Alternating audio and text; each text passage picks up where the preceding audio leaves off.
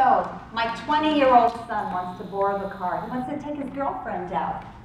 I'm not big on that, I'll tell you. So he says to me, Mom, I'll do the dishes for the next month, 5 nights a week, Sunday to Thursday, not Friday or Saturday. I'll do the dishes, come on. And I think, you know what, this is great, he's showing initiative. I'm really happy about that. So I decide to say yes. So he has done the dishes 6 times after I remind him. After I say, hey, you missed a step. And my annoyance level goes from 0 to 100 in about 2 seconds flat. Now the interesting thing is when we have an intimate relationship, we live on this spectrum in our communication styles. I call it from passive to aggressive. And when we are close to someone, sometimes we get so mad we go to the aggressive. And what happens is, in people like myself, recovering doormats, we tend to live on the passive side and say nothing, and our blood boils.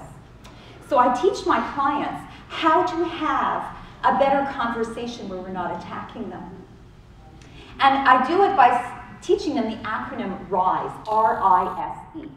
And the R stands for review their behaviors. And you start that by saying when you. And then the I stands for identify my feelings. And you say that by saying, I feel. And then you specify with the S what you want from them. And that's, I want this or I want that. And the E is, let's explore the consequences of if you do this or if you do that. So a positive and a negative. Now the beauty of this is, if you do this often enough, you don't have to go through all 4 steps. You say, hey, when you did this, I felt like that. And they go, oh, I'm so sorry. Let me fix that for you. And it becomes easier. But just for demonstrative purposes, let's talk to Junior about these dishes. Hey, Junior, about the dishes. Yeah, Mom, I'm playing video games. I'll do it in a minute. No, son, we're going to talk about it right now.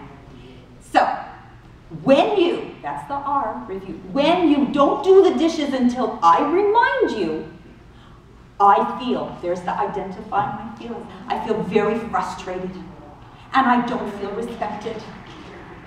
Specify.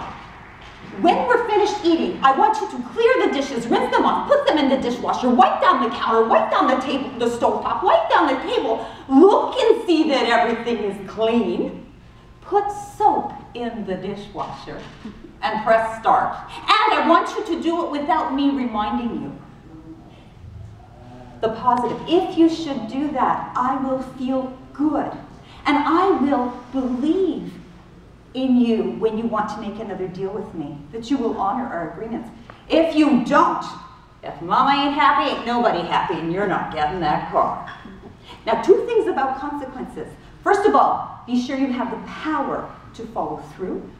And secondly, be sure you do, because if you do not, it loses its value.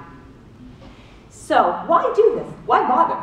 I mean, it's dishes, right? Because when we are not honest in our communications, what happens is we are not giving people the data they need to be in communication, in relationship with us. So when we allow ourselves to be honest, we allow ourselves to have better relationships. And if you should try this and it does not work, don't worry, they'll give you another opportunity. So, R, when you listen to me with such rapt attention, I feel so honored and privileged to be here. I do want from you some honest feedback, and be brutal, because the consequence will be that I will improve my speeches in the future. Thank you very much.